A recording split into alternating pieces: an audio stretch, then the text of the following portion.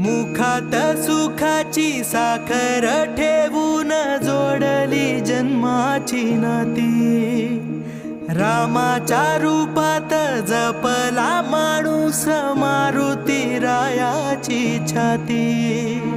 वाघाची लीलानी कपाळी टिळा तू जेडंधारासाठी, भनक भीतीची नवती भवती आभाळ रे माझ्या पाठी।